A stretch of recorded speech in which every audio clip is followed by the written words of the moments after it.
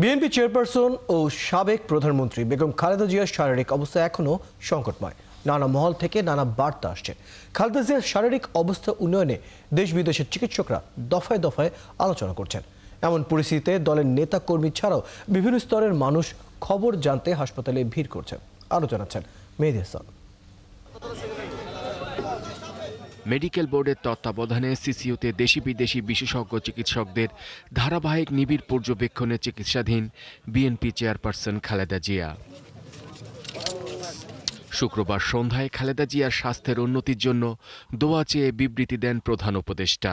এতে বলা হয়, খালেদা জিয়ার স্বাস্থ্যের অগ্রগতি সম্পর্কে খোঁজখবর রাখছেন এবং প্রয়োজনীয় সব চিকিৎসা সহায়তা নিশ্চিত করতে সংশ্লিষ্ট সবার প্রতি নির্দেশ দিয়েছেন। পরে এক বিবৃতিতে প্রধান উপদেষ্টাকে ধন্যবাদ জানান বিএনপির ভারপ্রাপ্ত চেয়ারম্যান তারেক রহমান।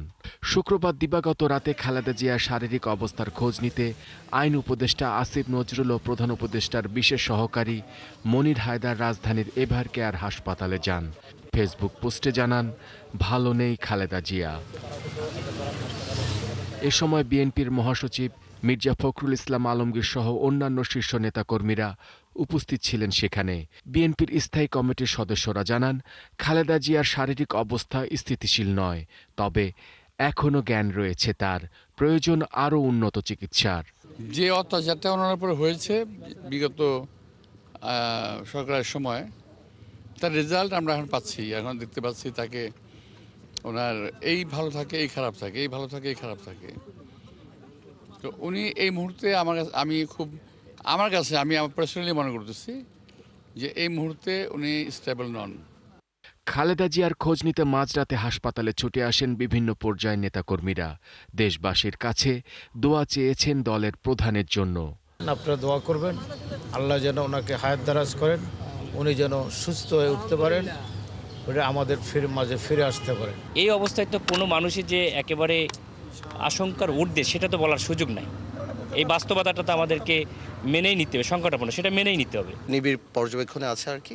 ইনশাআল্লাহ আল্লাহ তাআলা কাছে আপনারা দোয়া করবেন, দেশবাসীর কাছে দোয়া চাই, এইটাই আর কিছু না। আমরা সবাই মিলে দোয়া করবো ম্যাডামের জন্য। শুধুমাত্র আমরা যেন আতঙ্কিত না হই, দেশবাসীর কাছে একটাই আপনারা দোয়া করবেন, তার সুস্থতা কামনা করবেন। দলের নেতাকর্মীদের হাসপাতালের সামনে ভিড় না করতে নির্দেশ দেওয়া হয়েছে বিএনপির পক্ষ থেকে। মেহেদী হাসান, ৭১, ঢাকা। ফেসবুক পেজে মায়ের জন্য দোয়া চেয়েছেন বিএনপির ভারপ্রাপ্ত চেয়ারম্যান তারেক রহমান। নিজের ভেরিফাইড ফেসবুক পোস্টে দেয়া একটি পোস্টে তিনি আক্ষেপ করে বলেন, রাজনৈতিক বাস্তবতার কারণেই তিনি আজ মায়ের পাশে থাকতে পারছেন না। একই সঙ্গে তিনি গুরুতর অসুস্থ অবস্থায় হাসপাতালের নিবিড় পরিচর্যায় থাকা তার মা, সাবেক প্রধানমন্ত্রী দেশনেত্রী বেগম খালেদা জিয়ার রোগ মুক্তির জন্য যারা আন্তরিকভাবে দোয়া করছেন তাদের প্রতি কৃতজ্ঞতা প্রকাশ করেন।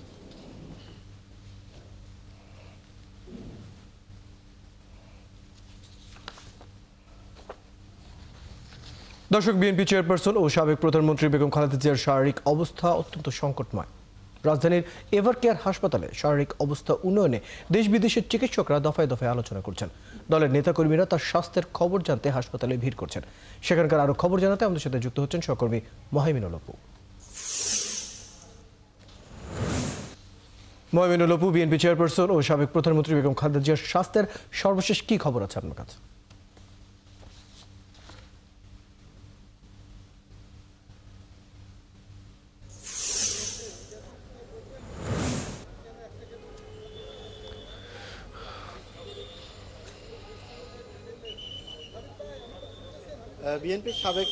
বিএনপির সাবেক প্রধানমন্ত্রী বেগম খালেদা জিয়া তিনি কিন্তু এখনও সিসিইউতে ভর্তি রয়েছেন। তার শারীরিক অবস্থা এখন পর্যন্ত অপরিবর্তিত রয়েছে, অর্থাৎ সংকটাপন্ন রয়েছেন। বিএনপির নেতারা আসছেন, তারা তার স্বাস্থ্যের খোঁজখবর নিচ্ছেন এবং মহান রাব্বুল আলামিনের কাছে তারা দোয়া প্রার্থনা করছেন এবং দেশবাসীর কাছেও কিন্তু তারা দোয়া চাচ্ছেন, তার সুস্থতা কামনা করছেন। তবে সকাল থেকেই কিন্তু বিএনপি নেতা সহ অন্যান্য রাজনৈতিক দলের যারা নেতা রয়েছেন তারাও এখানে এসে ভিড় করছেন। তারা তার জন্য দোয়া কামনা করছেন এবং কর্মী যারা রয়েছেন তারাও কিন্তু আসছেন। এছাড়া এনসিপির 3 জন সিনিয়র নেতাকেও কিন্তু আমরা এবারকে হাসপাতালের ভিতরে প্রবেশ করতে দেখেছি বেগম খালেদা জিয়ার স্বাস্থ্যের খোঁজ খবর নিতে। তারা কিছুক্ষণ পরে বেরিয়ে আসার কথা রয়েছে। তারা আসলে কিন্তু আমরা খালেদা জিয়ার স্বাস্থ্যের খোঁজ খবর নিয়ে সম্পর্কে কিন্তু আমরা আরও একটু আপডেট পাবো। তবে বিএনপির ভারপ্রাপ্ত চেয়ারম্যান তারেক রহমান তিনিও দেশবাসীর কাছে দোয়া প্রার্থনা করেছেন এবং তাদের যে বন্ধুপ্রীতম দেশ রয়েছে বাংলাদেশের, তারাও সেই সব দেশের থেকেও কিন্তু বেগম খালেদা জিয়ার চিকিৎসার বিষয়ে তারা উন্নত চিকিৎসার বিষয়ে আগ্রহ দেখিয়েছেন। এই বিষয়টি কিন্তু সকালে তারেক রহমান তার ফেসবুক পেজে জানিয়েছেন। এছাড়া তিনি যেটি বলছেন তার মায়ের জন্য তেমনি দোয়া প্রার্থনা করছেন, তেমনি তিনি তার মাকে দেখারও কিন্তু আকুতি জানিয়েছেন। তবে এটি তার একক সিদ্ধান্তে তিনি এখনই দেশে ফিরতে পারছেন না, তবে প্রত্যাশা করছেন তার পরিবার দেশে আসতে পারবেন, এমনটা কিন্তু আসবেন এবং তার মাকে দেখতে পাবেন। তিনি সবচেয়ে বেশি জোর দিয়ে যেটি বলছেন যে তার মা এবার কেয়ার হাসপাতালে গত রবিবার এখানে এসে ভর্তি হয়। তারপরে তার শরীরের কিছু সমস্যা সৃষ্টি হলে কিন্তু তাকে সিসিইউতে নেওয়া হয়। 2 দিন ধরে তিনি সিসিইউতে রয়েছেন। এখন পর্যন্ত তার শারীরিক যে অবস্থা সেটি কিন্তু সংকটাপন্ন রয়েছেন। তবে গতকাল কিন্তু বিএনপির মহাসচিব মির্জা ফখরুল ইসলাম আলমগীর তিনি এখানে এসেছিলেন। বিএনপির অন্যান্য নেতা মির্জা আব্বাস সহ সালাউদ্দিন আহমেদ সহ তারা এসেছিলেন। তারাও এসে গণমাধ্যমে এই বিষয়টি তুলে ধরেছেন এবং তারাও কিন্তু দেশবাসীর কাছে দোয়া চেয়েছেন। অর্থাৎ সমগ্র বাংলাদেশের মানুষ এখন পর্যন্ত কিন্তু তাকিয়ে রয়েছেন এবং তারা কিন্তু বেগম খালেদা জিয়ার শারীরিক সুস্থতা কামনা করছেন এবং তিনি ভালো হবেন এমনটাই কিন্তু প্রত্যাশা করছেন। তবে বিএনপি সহ অন্যান্য রাজনৈতিক দলের নেতাকর্মীরা তারা কিন্তু উৎকণ্ঠার ভিতরে রয়েছেন এবং তারা কিন্তু তার স্বাস্থ্যের খোঁজ খবর জানার জন্য গতকাল রাত থেকে এখন পর্যন্ত কিন্তু এবার কেয়ার হাসপাতালের সামনে তারা অপেক্ষমান রয়েছেন এবং তারা কিন্তু স্বাস্থ্যের খোঁজ খবর নিচ্ছেন। তো এই ছিল আপাতত এবার কেয়ার হাসপাতালের সামনে থেকে বিএনপির সাবেক প্রধানমন্ত্রী বেগম খালেদা জিয়ার সবশেষ খবর, স্বাস্থ্যের সবশেষ খবর। ধন্যবাদ মহিমিনুল খান অপু, আপনি খবর রাখতে থাকুন। প্রয়োজন হবে আপনার সাথে যুক্ত হবো। দর্শক, আমাদের সাথে যুক্ত ছিল আমাদের সহকর্মী মহিমিনুল খান অপু। জানছিলাম বিএনপি চেয়ারপারসন বেগম খালেদা জিয়ার শারীরিক অবস্থার সর্বশেষ খবর। রাজধানীর শেরেবাংলা নগর সরকারি বালিকা উচ্চ বিদ্যালয়ে চলছে ত্রয়োদশ জাতীয় সংসদ নির্বাচন ও গণভোটের মহড়া। সকাল 8টার পর শুরু হওয়া এই আনুষ্ঠানিকতা চলবে দুপুর 12টা পর্যন্ত। শনিবার সকাল 8:15 শুরু হয় ভোট। ভোটের দীর্ঘ লাইন না থাকলেও 2-1 করে ভোট দিতে আসেন ভোটাররা। একই সঙ্গে 2টি ব্যালটে ভোট দিয়ে ভোটাররা জানান জাতীয় নির্বাচনের ব্যালটে তেমন কোনো সমস্যা না হলেও গণভোটের ব্যালট পড়ার মতো সময় পাওয়া যায়নি। ব্যালটের লেখা পড়ার সময় পেলেও বেশিরভাগ ভোটার অনীহা দেখা গেছে। কেউ বা গণভোট সম্পর্কে না জেনে হ্যাঁ না ভোটে সিল মেরেছেন। ভোট কেন্দ্রে পরিদর্শনে এসে ইসির সিনিয়র সচিব জানান মক ভোটিংয়ের ফলাফলের উপর ভিত্তি করে কেন্দ্রের সংখ্যা বাড়ানো লাগবে কিনা, কোথাও সমন্বয়ের প্রয়োজন কিনা, ভোটকক্ষ ও জনবল বাড়ানো যাবে কিনা এই সব বিষয়ে সিদ্ধান্ত নেওয়া হবে।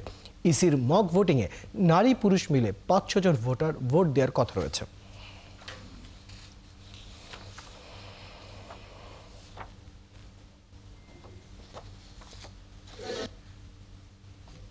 তফসিল হোপফুলি আমরা যেটা আশা করছি 2য় সপ্তাহে হবে ডিসেম্বরে, হোপফুলি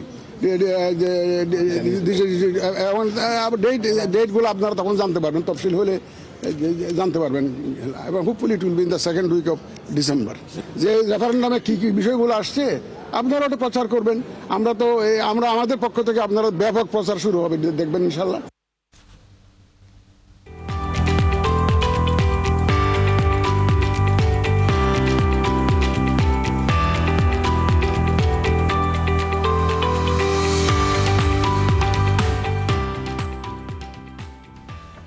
আসন্ন নির্বাচন ঘিরে দেশের সর্বশেষ সংসদীয় আসন বান্দরবনে বাড়ছে আলোচনা, সাথে আছে উদ্বেগ উৎকণ্ঠাও। নারী ভোটাররা চান পাহাড়ে শান্তি প্রতিষ্ঠা হোক। এছাড়া সন্ত্রাস, চাঁদাবাজি দমন, উন্নয়ন ও নারী বান্ধব নেতৃত্ব চান তারা। মাঠে ময়দানে ও পাহাড়ি নারী ভোটারদের ভাবনার কথা জানবো জহির রায়হানের তথ্য ও ছবি দিয়ে তৈরি করা প্রতিবেদনে। 2টি পৌরসভা ও 34টি ইউনিয়নে গঠিত সংসদীয় আসন বান্দরবান, যেখানে এবার ভোট দেবেন 4,04,093 জন ভোটার। এর মধ্যে নারী ভোটারের সংখ্যা 1,92,465 জন। সম্প্রীতির বান্দরবান হিসেবে পরিচিত এখন নির্বাচনী আমেজ। নির্বাচন যতই কাছে আসছে বাড়ছে আলাপ আলোচনা আর রাজনৈতিক তৎপরতাও। তবে বিগত বছরের তুলনায় পাহাড়ের নারী ভোটারদের প্রত্যাশা এবার ভিন্ন। বিগত নির্বাচনগুলোতে ভোট দিতে পারেনি বহু তরুণ ভোটার, তাই এবারের নির্বাচনে তাদের আগ্রহ বেশি। পাহাড়ে নারী বান্ধব ও উন্নয়নমুখী নেতৃত্বের দাবি তুলছেন তারা। তবে সবার আগে চান একটি সুষ্ঠু ও নিরপেক্ষ নির্বাচন। নির্বাচনের আগে যাতে সকল এলাকা ও ভোট কেন্দ্রে নিরাপত্তা নিশ্চিত করা হয়। পর এবারে নির্বাচন সুস্থ ও সকল ভোটারের উপস্থিতিতে অনুষ্ঠিত হবে বলে আশা করছি। দলীয় পরিচয় নয়, সৎ, দায়িত্বশীল, যোগ্য আর জনগণের পাশে থাকবে ও নারীদের উন্নয়নে কাজ করবে এমন নেতৃত্ব বেছে নিতে চান নারীরা। এমন প্রার্থী নির্বাচিত হোক যেটা দুর্গম অবহেলিত মানুষের কাছে মানুষের চিন্তা করবে। নারী ভোটাররা বলছেন নানা সময়ে সরকার পরিবর্তন হলেও তাদের দুর্দশা কমেনি। দীর্ঘদিনের বঞ্চনা, যোগাযোগহীনতা, শিক্ষা, স্বাস্থ্য ও বিদ্যুৎ সংকট সব ক্ষেত্রেই উন্নয়ন চান গ্রামীণ পাহাড়ি জনগোষ্ঠী। শিক্ষা, স্বাস্থ্য, যোগাযোগ, অর্থনৈতিক ব্যবস্থা এবং বৈষম্যহীন উন্নয়ন, চাকরি ব্যবস্থা করে দিতে পারবে আমাদের ভোট তিনি পাবেন। পাহাড়ে পর্যটন খাতে যুক্ত আছেন বহু নারী, কিন্তু পর্যটন ব্যবসা ও কাজ করতে গিয়ে নানা ধরনের বিধিনিষেধ, নিরাপত্তা সংকট এবং সামাজিক চ্যালেঞ্জের মুখোমুখি হচ্ছেন তারা। আর এই সব সমস্যার সমাধান চান নারীরা। পর্যটক কেন্দ্রে কাজ করতে গেলে ওই যে বাধাটা আসবে, ওই বাধাকে যে দূর করে দেবে, আমরা তাকে ভোট দেব।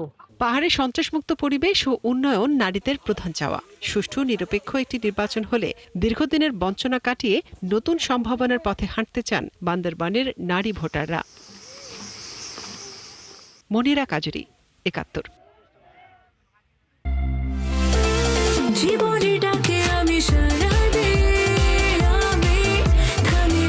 ফ্রিডম স্যানিটারি ন্যাপকিন, ফ্রিডম মানে স্বাধীনতা।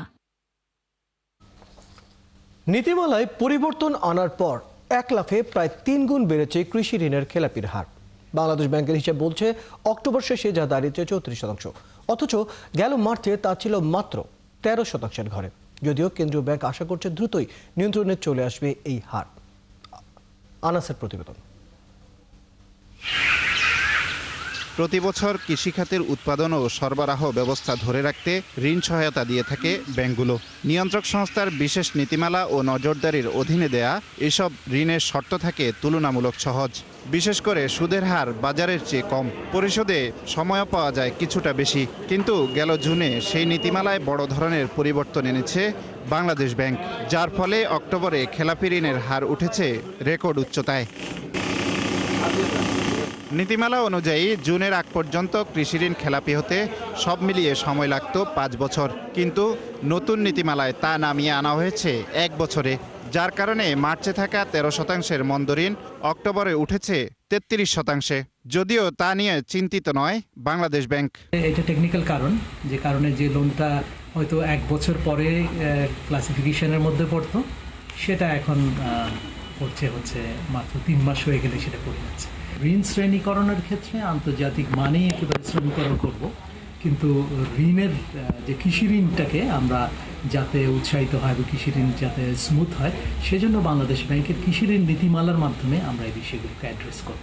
বাংলাদেশ ব্যাংকের তথ্য বলছে অক্টোবরে কৃষি ঋণের খেলাপি হয়েছে 20,302 কোটি টাকা। এর মধ্যে রাষ্ট্রীয় মালিকানার 9 প্রতিষ্ঠানেই তা 19,000 কোটি, যা তাদের মোট বিতরণ করা ঋণের 47%। আর এককভাবে সবচেয়ে বেশি খেলাপি ঋণ কৃষি ব্যাংকের। এছাড়া সোনালী ব্যাংকে তা 3,500 কোটি টাকার উপরে। কৃষি খাতে খেলাপি ঋণ যদি বৃদ্ধি পায়, এক্ষেত্রে ব্যাংকিং খাত তথা উৎপাদন, রপ্তানি ও সামগ্রিক মূল্যস্ফীতির উপর একটি নেতিবাচক প্রভাব ফেলতে পারে। মূলত কৃষি খাত বাংলাদেশের অর্থনীতির অন্যতম একটি ভিত্তি। এই খাতকে শক্তিশালী করতে নীতি সহায়তা দেওয়া অবশ্যই জরুরি। এই নীতি সহায়তা হতে পারে বিশেষত উৎপাদনশীলতা বৃদ্ধি এবং প্রযুক্তির ব্যবহারে। তবে কৃষি ঋণের ক্ষেত্রে আরও ভয়াবহ অবস্থা শরিয়া ভিত্তিক ব্যাংকগুলোর। আব্দুল জাহের, আনাস, ৭১, ঢাকা। শিক্ষা মন্ত্রণালয়ের মাধ্যমিক ও উচ্চ শিক্ষা বিভাগের এক বিজ্ঞপ্তিতে ৬ষ্ঠ শ্রেণীর ভর্তিতে বয়স জটিলতা তৈরি হয়েছে। 2014 ও 2015 সালে যাদের জন্ম তাদের বাইরে কারো আবেদন অনলাইনে নিচ্ছে না। এমন বিড়ম্বনায় অসংখ্য শিক্ষার্থীর শিক্ষা জীবন হুমকিতে পড়েছে। ক্ষুব্ধ মত প্রকাশ করেছেন অভিভাবকরা। মাগুরা থেকে সহকর্মী শরীফ তেহরান টুটুলের তথ্য ও ছবিতে প্রতিবেদন। প্রাথমিক ও গণশিক্ষা মন্ত্রণালয়ের সিদ্ধান্ত অনুযায়ী প্রাথমিক বিদ্যালয়ে প্রথম শ্রেণীতে ভর্তির সময় সর্বনিম্ন বয়স 6-এর উপরে হতে হয়। সে অনুযায়ী ষষ্ঠ শ্রেণীতে সব শিক্ষার্থীর বয়স 11-এর বেশি হলেও বয়সের নির্ধারিত কোনো সীমা ছিল না। কিন্তু শিক্ষা মন্ত্রণালয়ের নতুন প্রকাশিত বিজ্ঞপ্তি অনুযায়ী বয়স কোনো ক্রমেই 12-এর বেশি হতে পারবে না। বিজ্ঞপ্তি অনুযায়ী অনলাইনে আবেদন করতে বিড়ম্বনায় পড়ছেন বহু শিক্ষার্থী এবং অভিভাবক। যেসব শিক্ষার্থীর 2014 ও 15 সালে জন্ম শুধু তারা আবেদন করতে পারছে। একটা বাচ্চার শারীরিক অসুস্থতা, পারিবারিক সমস্যা, নানা প্রতিবন্ধকতায় সে ক্লাসে শুরুটা সে প্রাথমিক স্কুলে শুরুটা সে দেরি হতে পারে। আমার বেবি পঞ্চম শ্রেণী পাশ করার পরে 12+ হয়ে গেছে, এখন কোথাও আবেদন করতে পারছি না। আমাদের ভীষণ মন খারাপ, আমার মেয়েরও ভীষণ মন খারাপ। আমার বয়স 12 বছর 4 মাস। 4 মাস বেশি হয়ে যাওয়ার কারণে আমার কম্পিউটার আমার আবেদনটি নেয়নি। যে বাচ্চারা এখন আবেদন করতে পারছে না তারা মানসিকভাবে অনেক ভেঙে পড়ছে। অভিভাবকরা জানান, দুই মন্ত্রণালয়ের সমন্বয়হীনতার কারণে অনেক শিশুর শিক্ষাজীবন ঝরে পড়ার হুমকিতে রয়েছে। কারণ নানা প্রতিবন্ধকতায় বহু শিশু 8 বা 9 বছরেও প্রথম শ্রেণীতে ভর্তি হয়। অনেক শিশুরই এবছর মাধ্যমিক বিদ্যালয়ে ভর্তির ক্ষেত্রে সমস্যা হচ্ছে, যেমন তাদের 12+ বয়স সীমা হয়ে যাওয়ার কারণে তারা হাই স্কুলে ভর্তির জন্য আবেদন করতে পারছে না। দুটো মন্ত্রণালয়, প্রাথমিক গণশিক্ষা এবং মাধ্যমিকের সমন্বয়হীনতার কারণেই এই জটিলতা সৃষ্টি হয়েছে।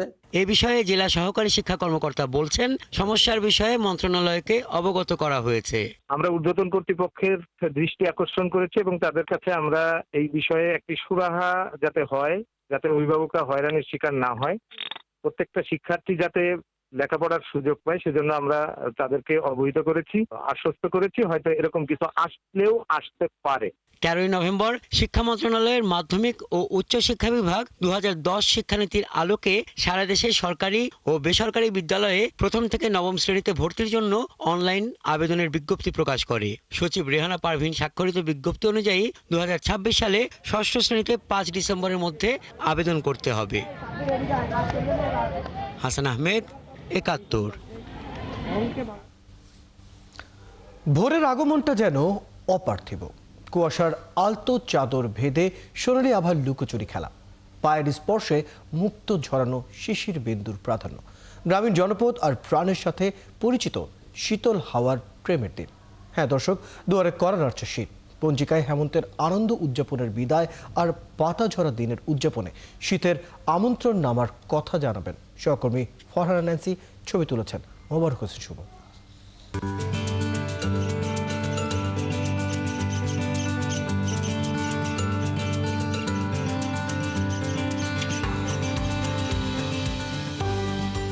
এক সুন্দরের হাতছানিতে হারিয়ে যাওয়া,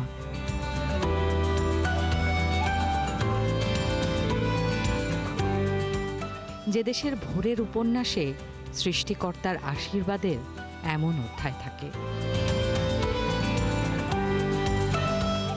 ওই যে দূরের গায়ের দিগন্ত জুড়ে রক্ত লাল আভা তার ভালোবাসার অধিকারের পাণ্ডুলিপি নিয়ে প্রতি হেমন্তে হাজির হয়। বাংলাদেশের কার্তিকের আনন্দলিপিতে কুয়াশা আর সূর্যের বিচ্ছেদের অভিমান থাকে বেলা বাড়তে বাড়তে। ঐশ্বর্যের মুক্তায় সমৃদ্ধ শিশির নিজেকে বড় বেশি প্রাসঙ্গিক করে সোনালি ধানের আলিঙ্গনে।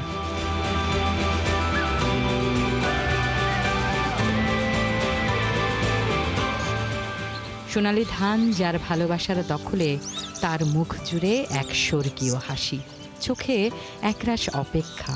সে অপেক্ষা নবান্নের, সে অপেক্ষা সন্তানের মতো পরম যত্নে একটু একটু করে আপন হওয়া ফসলের।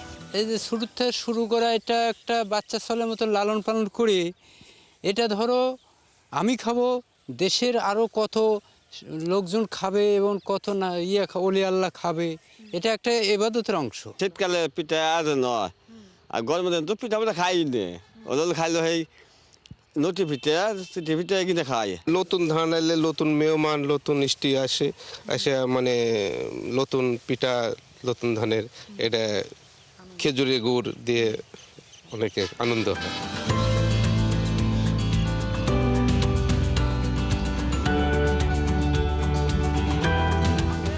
বাংলার গায়ের পথে হেমন্তের শেষ বেলাতে নবান্নের প্রেক্ষাপট রঙিন হয়ে ধরা দেয় বটে, তবে প্রকৃতিতে শীতের আগমনী বার্তার ছন্দ হারাচ্ছে বইকি।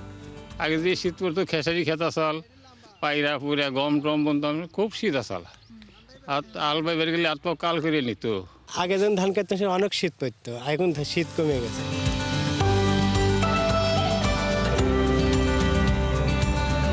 নাম না জানা কত পাখির সুরধ্বনি ভেসে বেড়ায় সোনালী ধানের রাজ্যে। নতুন ধানে তাদের দাবির কথা মনে করিয়ে দেয় মধুর উচ্চারণে।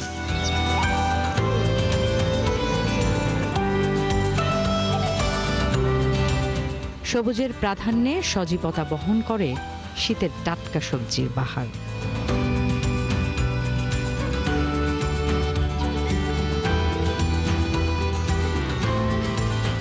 চিরায়িত মায়ায় বাংলার গায়ে হেমন্ত আর শীতের হিম পরশের দৈরত চলতে থাকে প্রকৃতির নিয়মিত ছন্দে।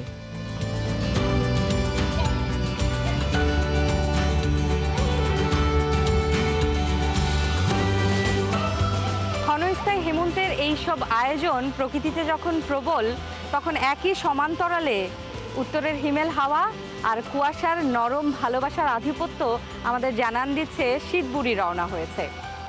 ইদানিং শহরে শীত উদযাপনের যে আয়োজন তাকে ম্লান করে দেয় জলবায়ু পরিবর্তনের সমীকরণ। তবে উদ্বেগের বিষয় হচ্ছে এই জলবায়ু পরিবর্তনের এই সমীকরণের হিসেব এখন কষতে হচ্ছে এই গ্রামগঞ্জেও। তবেও এই গ্রামগঞ্জের সাধারণ মানুষরা এখনও শীত বন্দনা করে, মাতে শীত উৎসবে প্রকৃতিকে ভালোবেসে। ফারহানা ন্যান্সি, সাটুরিয়া, মানিকগঞ্জ। রাজধানীর উত্তরায় ইলেকট্রনিক্স মেরামতের টিনের চালওয়ালা একটি ছোট্ট দোকান, কিন্তু সেই দোকানের ব্যাংক হিসেবেই মাত্র 4 দিনে লেনদেন হয়েছে 1.5 কোটি টাকা। বিদেশি কার্ডে শত শত লেনদেন, জাল বিক্রয়ের রসিদ আর এক চীনা ব্যবসায়ীর রহস্যময় সম্পৃক্ততা, সব মিলিয়ে প্রশ্নের পাহাড় জমেছে। এই অস্বাভাবিক টাকা লেনদেনের উৎস কি, কে বা কারা আছে এর পেছনে? সবুজ মাহমুদের রিপোর্ট। শফিকুল ইসলাম উত্তরার 5 নম্বর সেক্টরের 1 নম্বর রোডের SMS রেফ্রিজারেশন অ্যান্ড ইঞ্জিনিয়ারিং এর মালিক তিনি। একচালা ছোট এই দোকানটি একক মালিকানাধীন ইলেকট্রনিক্স পণ্য বিক্রয় এবং মেরামতকারী প্রতিষ্ঠান। দোকানটি দেখে এর পুঁজি বা লেনদেন সম্পর্কে যদি একটি ধারণা দিতে বলা হয়, তাহলে কতই বা হতে পারে বলে আপনার মনে হয়? 10 লাখ, 20 লাখ, 30 লাখ? না, আপনার ধারণা সম্পূর্ণ ভুল। সম্প্রতি এই মেরামতকারী প্রতিষ্ঠানের UCB ব্যাংকের অ্যাকাউন্টে প্রায় 1,50,00,000 টাকা লেনদেন হয়েছে মাত্র 4 দিনে। 1,50,00,000 তো দূরের কথা, 10 থেকে 20 লাখ টাকাও 4 দিনে লেনদেন হয়েছে এমন কোনো দৃষ্টান্ত এই প্রতিষ্ঠানের নেই। অথচ হঠাৎ এত টাকা কোথা থেকে আসলো এই মেকানিকের দোকানে? UCB ব্যাংক বলছে সপ্তাহব্যাপী 547টি বিদেশি কার্ড ব্যবহার করে 663টি লেনদেনের মাধ্যমে টাকাগুলো আসে এবং পজ মেশিন ব্যবহার করে সেই টাকার বেশিরভাগ তুলেও নেয় শফিকুল। এরপর UCB ব্যাংক শফিকুলের অ্যাকাউন্ট স্থগিত করে এবং আনুষঙ্গিক কাগজপত্র চেয়ে চিঠি দেয়। শফিকুলের এই টাকার উৎস কি জানতে চায় 71 অনুসন্ধান। চায়নাদের সাথে আমার এয়ার কন্ডিশন বিজনেস আছে, বিজনেস পারপাসে তাদের সাথে আর কি লেনদেন। আপনাকে সে এই টাকাটা পেমেন্ট বাবদ দিয়েছে? জি জি। এটা কতগুলো এসির পারপাসে আপনি বিলটা পেয়েছেন? কত 100 আপ আর কি। আমার সেল রিসিপ্টগুলো দেখলে আপনারা বুঝতে পারবেন। এই জবাব শুনে কিছুটা খটকা লাগলো। এই ছোট্ট দোকানের 1.5 কোটি টাকার এসি বিক্রয় করার সক্ষমতা আছে? প্রমাণ করার জন্য শফিকুল আমাদের বিক্রয় রসিদ দেখাতে চান। রসিদ পর্যালোচনা করে দেখা যায় এগুলো বিভিন্ন দিনের হলেও ক্রমিক নম্বরের ধারাবাহিকতা একই। তার মানে ব্যাংকের কাছে দাখিলের জন্য এসব জাল রসিদ তৈরি করা হয়েছে। আপনি দেখেন একটা তো 6 তারিখে, 6 তারিখের যে বিলটা, সেই বিলটার পরে আপনি দেখেন এটা কয় তারিখে, 26 তারিখ, এখানে আপনি 54, এখানে 52, এর মাঝখানে কাউরে বিল দেন নাই?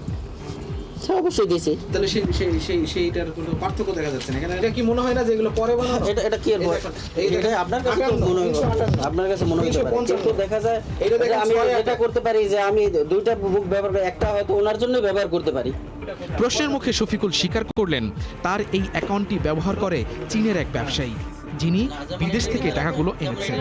বিনিময়ে মোটা অঙ্কের টাকা পাবে শফিকুল এই শর্তে। চাইনিজ কাস্টমার, সে আমাকে বলেছে আমার একটা পেমেন্ট আসবে, ঠিক আছে, তুমি আমার এই পেমেন্টটা আমাকে তোমার অ্যাকাউন্টে আসবে, আসলে তুমি আমাকে এটা উত্তোলন করে দেবা। শফিকুল ইসলাম যে ব্যবসায়ীর কথা বলছেন তার নাম ইয়ান। চামড়াজাত পণ্য তৈরি সহ বাংলাদেশে চীনের বিভিন্ন প্রকল্পে ঠিকাদারিও করে ইয়ান। উত্তরার 5 নম্বর সেক্টরের 5 নম্বর রোডের 9 নম্বর বাড়িটি পুরোটা ভাড়া নিয়েছে ইয়ান। সেখানে গিয়ে পাওয়া গেল না ইয়ানকে। ফোন নম্বরে একাধিকবার যোগাযোগের চেষ্টা করেও পাওয়া যায়নি। এই পুরো বিল্ডিং এ কি ভাড়া নিচ্ছে? হ্যাঁ, আচ্ছা, ওইখানে কি উনি বারবার ভাড়া নিয়ে কি করে? জানি না, ও যারা ভাড়া নেয় ওরা বিজনেস করে, কেউ কনস্ট্রাকশন সাইটে, কেউ জুতার সাইটে, যা চাইনিজ তারা নিজ বিজনেস করে। এবার ব্যাংকে যাবার পালা। ইউসিবি ব্যাংকের সোনারগাঁ জনপদ ব্রাঞ্চে মেকানিক শফিকুল ইসলামের অ্যাকাউন্ট।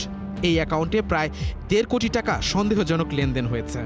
ব্যাংকের কাছে জানতে চাই সন্দেহজনক হওয়ার পরও কেন টাকা উত্তোলনে কোনো প্রশ্নের মুখে পড়েনি শফিকুল। ওয়াকিবহাল অবশ্যই, ডেফিনেটলি ওয়াকিবহাল হব না কেন, আমার যেটুকু ওয়াকিবহাল হওয়ার কথা সেটুকু আমি।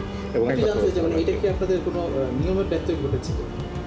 এটার ব্যাপারে ফার্দার যে কোনো কথাই যদি বলেন তাহলে এটা ওখানে কথা হতো, আমাদের দিক থেকে কোনো নিয়মের ব্যত্যয় ঘটে। ব্রাঞ্চ ম্যানেজার ঊর্ধ্বতন কর্মকর্তার সাথে কথা বলতে বললেন। নিয়মে কোথাও না কোথাও হয়তো আমাদের কাছে সন্দেহজনক বলে মনে হয়েছে বলেই আমরা এটা ধরেছি। কেউ যদি একটা সুনির্দিষ্ট সময়ের ভিতর টাকা লেনদেন করে ফেলে, আমি তো ব্যাংকিং আইন অনুযায়ী তার লেনদেন থামাতে পারি না। টাকাটা তোলার আগেই তো জিনিসটা স্টপ করে দেওয়া যেত বা না, সেটা তো কখনোই করা সম্ভব নয়। আমরা যেহেতু কোনো কনক্লুসিভ ইয়েতে আসতে পারি নাই, এই মুহূর্তে এটা নিয়ে আমরা কোনো কিছু বলবো না। কিন্তু এখানে কি ব্যাংকের কোনো দায় নেই? অ্যাবনর্মাল ভলিউমে ট্রানজ্যাকশন হয়, সেগুলো ইমিডিয়েটলি স্টপ করে দিতে হয়। এটা কিন্তু এইগুলোকে দিস আর রেড ফ্ল্যাগস। আমরা যখন মানি লন্ডারিং রেড ফ্ল্যাগ মানে কি, আনইউজুয়াল কোনো কিছু হলেই এটাকে সাসপিশিয়াস ট্রানজ্যাকশন হিসেবে, সাসপিশিয়াস অ্যাকাউন্ট হিসেবে ট্রিট করে ইমিডিয়েটলি ট্রানজ্যাকশনটা বন্ধ করে দেয়া।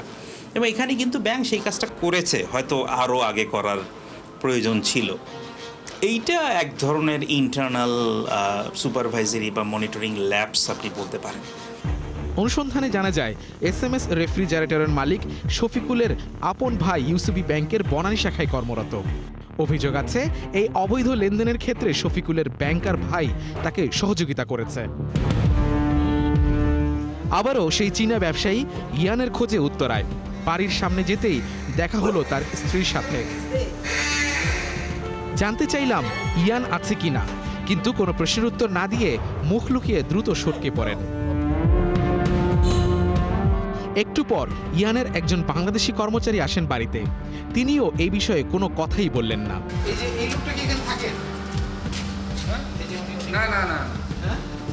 ইয়ানের সাথে কাজ করে এমন চায়নার কয়েকজন নাগরিকের সাথেও দেখা হলো।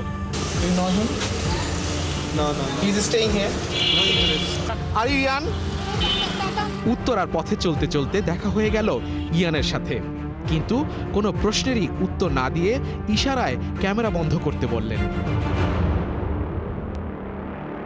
10 ফিট দৈর্ঘ্যের এই ছোট্ট এসি ফ্রিজের দোকানের মালিক শফিকুল ইসলামের অ্যাকাউন্টে মাত্র 4 দিনে 1.5 কোটি টাকার লেনদেন হয়েছে, যেটা বৈদেশিক সন্দেহজনক লেনদেন। যে টাকা তুলতে কোনো প্রশ্নের সম্মুখীন হতে হয়নি শফিকুল ইসলামকে। আমরা প্রশ্ন করলেও শফিকুল ইসলাম এর কোনো সদুত্তর দিতে পারেনি।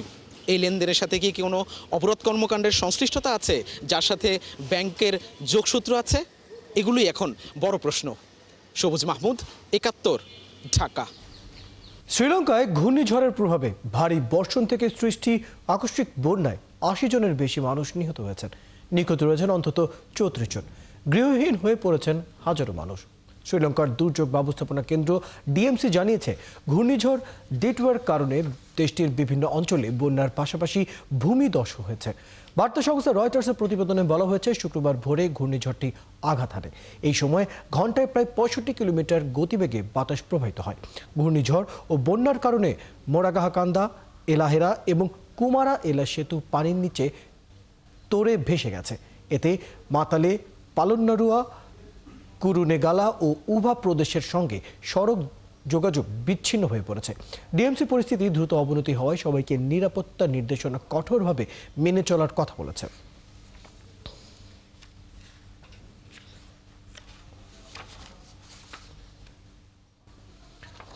এদিকে ইন্দোনেশিয়ার সুমাত্রা দ্বীপে বন্যা ও ভূমিধসে মৃতের সংখ্যা প্রায় 174 হয়েছে। নিখোঁজ রয়েছেন অন্তত 42 জন।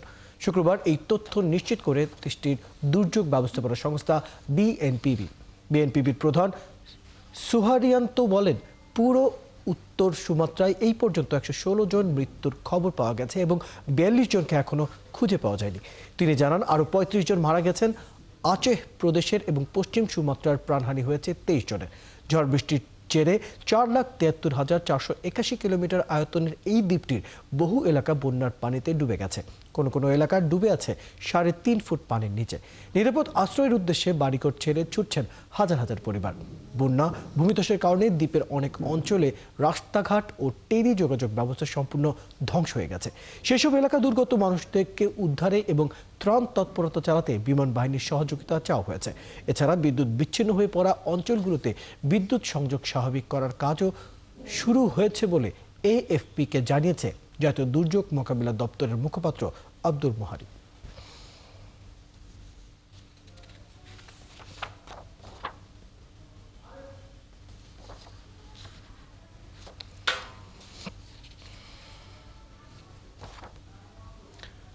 এদিকে হংকংয়ের একটি আবাসিক ভবনে অগ্নিকাণ্ডের ঘটনায় নতুন করে 8 জনকে গ্রেফতার করেছে। এর আগে 3 জন সহ এ নিয়ে 11 জনকে গ্রেফতার করল দেশটির দুর্নীতি বিরোধী সংস্থা। বুধবার এই অগ্নিকাণ্ডে অন্তত 128 জন নিহত হয়, যা 1980 সালের পর বিশ্বের সবচেয়ে প্রাণঘাতী ভবন অগ্নিকাণ্ড হিসেবে বিবেচিত হচ্ছে। আর্থিক কেন্দ্রটির স্বাধীন দুর্নীতি বিরোধী কমিশন জানায়, গ্রেফতার হওয়া 7 পুরুষ ও 1 নারীর মধ্যে রয়েছে প্রকল্পের পরামর্শক, স্ক্যাফোল্ডিং সাবকন্ট্রাক্টর এবং মধ্যস্থতাকারী। সংস্থাটি জানায় যে আবাসিক কমপ্লেক্সটিতে অগ্নিকাণ্ড ঘটে সেটি সংস্কার কাজের আওতায় ছিল এবং আগেই তারা এই ঘটনায় তদন্ত শুরু করেছিল। আগুনটি ওই আবাসিক এলাকার 8টি উঁচু ভবনের মধ্যে 7টিতে ছড়িয়ে পড়ে। পুরো কমপ্লেক্সে প্রায় 2000 ইউনিট রয়েছে। আগুন নিয়ন্ত্রণে আনতে 40 ঘন্টারও বেশি সময় লাগে।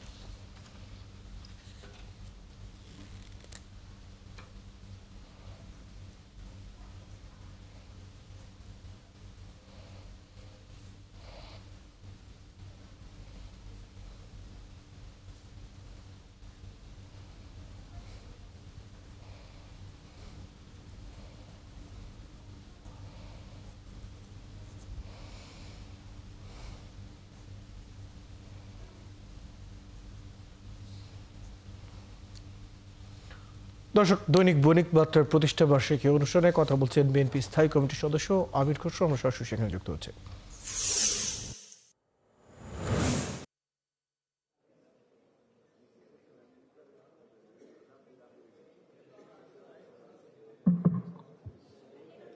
এই জন্য স্লোগানটা আসছে সেখান থেকে যে অর্থনীতি গণতন্ত্র, অর্থাৎ বাংলাদেশের অর্থনীতিতে বাংলাদেশের প্রত্যেকটি নাগরিকের একটা অংশগ্রহণ থাকতে হবে এবং সেই অংশগ্রহণ করতে গেলে যেই ধরনের অর্থনীতি বিগত দিনে চলে আসছে, আমাদেরকে সেই অর্থনীতি থেকে সরে একটা নতুন অর্থনৈতিক মডেলের কথা চিন্তা করতে হবে এবং সেই মডেলে হচ্ছে